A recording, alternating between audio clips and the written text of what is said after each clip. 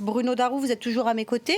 Cette démission, elle devrait peut-être aussi faciliter les choses pour Emmanuel Macron qui demain sera en Arabie Saoudite. Oui, visiblement, le président français a fait pression sur le gouvernement libanais et a été entendu. Le ministre Cordaï lui-même l'a dit, a fait clairement comprendre. En fait, c'était pour faciliter la tâche du président français dans les discussions qu'il aura demain avec le prince héritier saoudien, le fameux tristement célèbre Mohamed Ben Salman, pour que effectivement l'Arabie Saoudite revienne sur sa position très dure adoptée vis-à-vis du Liban suite aux déclarations de ce ministre Cordaï proche du Hezbollah.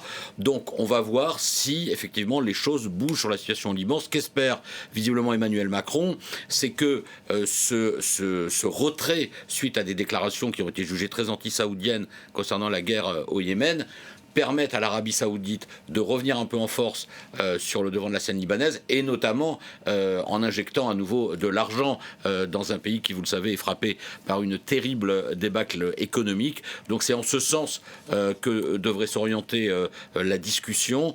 De ce fait, effectivement, le Hezbollah a quelque part accepté de retirer son ministre pour permettre ces négociations entre Emmanuel Macron et le prince héritier MBS. Alors ce prince héritier, vous savez que évidemment, il a ce triste crime, cet odieux crime du journaliste Ramal Khashoggi il y a 3 ans qui pèse sur lui, même si la justice de son pays l'a innocenté, mais il est jugé infréquentable par de nombreux dirigeants. Et l'autre difficulté pour la forme qu'aura Emmanuel Macron demain à Jeddah, où il va le rencontrer en Arabie Saoudite, c'est que ce sera un des premiers dirigeants occidentaux de poids qui va rencontrer Mohamed Ben Salman.